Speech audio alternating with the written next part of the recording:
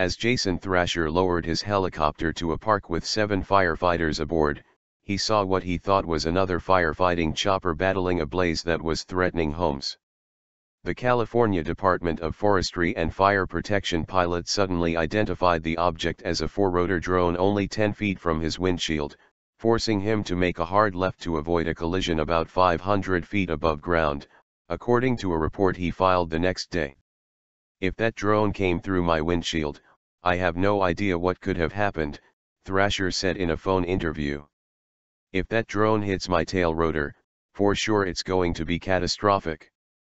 The near miss last September in Nevada City, about 60 miles northeast of Sacramento, explains why drones have quickly become a serious nuisance and concern for firefighting pilots and other first responders, fueling calls for more oversight and self-policing in the skies. The U.S. Forest Service has tallied 13 wildfires in which suspected drones interfered with firefighting aircraft this year, 11 since late June, up from 4 fires last year and only scattered incidents before. Last month, the sighting of 5 drones in a wildfire that closed Interstate 15 in Southern California and destroyed numerous vehicles grounded crews for 20 minutes as flames spread. Firefighting agencies have introduced public service announcements to warn drone hobbyists, while lawmakers are seeking stiffer penalties for interfering. "When you can't support firefighters on the ground, fires get bigger," said Ken Pimlett, director of the California Department of Forestry and Fire Protection. "It's significant, and it's a huge issue." On August 2, for the second time in 3 days, a commercial pilot reported a drone while approaching John F. Kennedy International Airport in New York.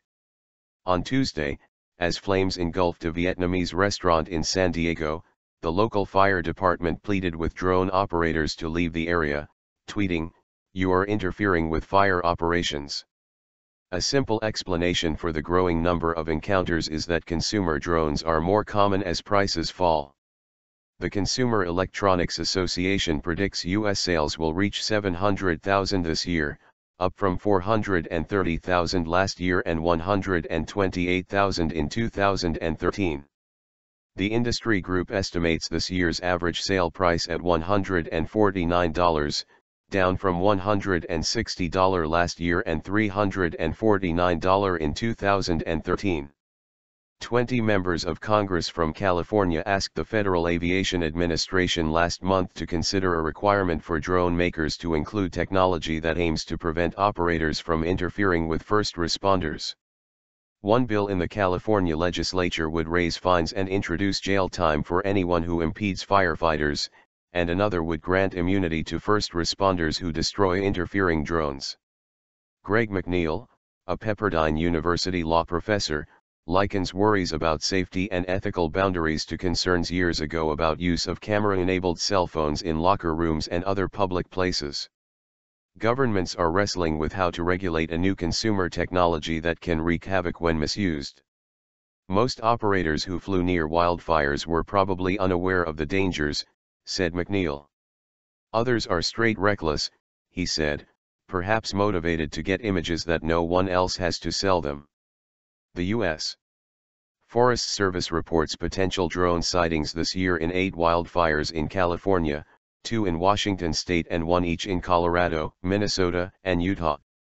A plane dropping retardant on a fire near San Bernardino, California, came within about 500 feet of a drone on June 24. Another pilot soon came within the same distance of a second drone, forcing the grounding of 4 firefighting aircraft for 2.5 hours. A reconnaissance airplane in eastern Washington state spotted a drone on July 11. Pat McCabe, a U.S. Forest Service aviation supervisor seated next to the pilot, saw the drone land about 3 miles from the fire perimeter and get loaded into a gray or black SUV, whose driver sped away. "The intelligence gathering stopped, and now our focus was on the drone," said McCabe. The sighting occurred as water and retardant-dropping aircraft were scheduled to stop for the day.